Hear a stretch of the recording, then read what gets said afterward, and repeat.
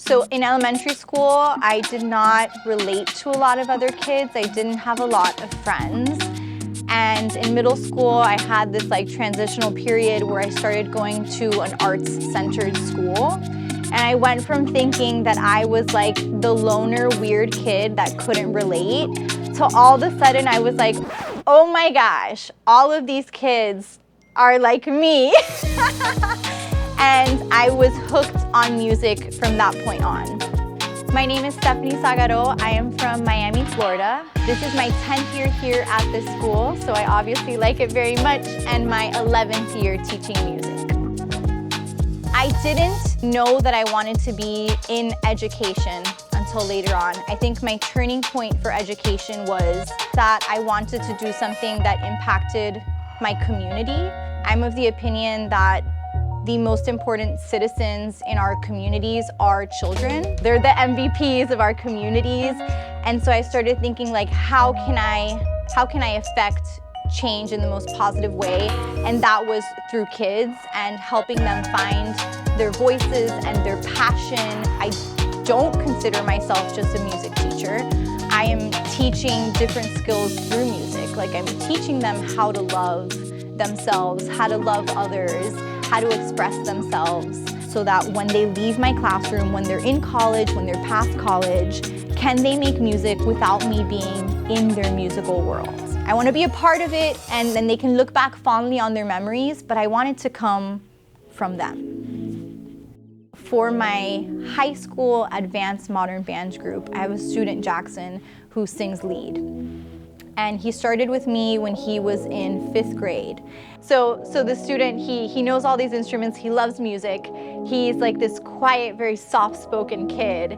And I start putting it in his ear that he's more than average, he's extraordinary.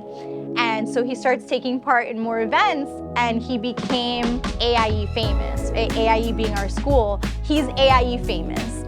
And his personality blossomed from that AIE fame, that he became this outgoing ham that he is now. Music is this huge part of his personality, and that he made all these connections. All of his best friends are kids that he met in this room. And that's not just his story, that was my story too growing up. I have kids that did not have any friends until they walked into this room. They meet these like-minded people, and then they make these connections. And I have kids that have graduated and they're still friends with each other, and they talk about music all the time. I studied classical voice for college, and that was my thing. And then I dabbled in jazz, but it was definitely the more traditional realm. So for me to say okay, I'm gonna try all these different genres, some of which I literally have no experience with. My students love ranchero music, and I have zero experience with ranchero music, but I will never say no to their interests. I don't think we spend enough time talking about how emotionally and physically draining teaching is. And teachers leave this job and they carry everything with them. They have sleepless nights where they're thinking about not just a performance, but a student's well-being. And it's important for us to have those outside hobbies.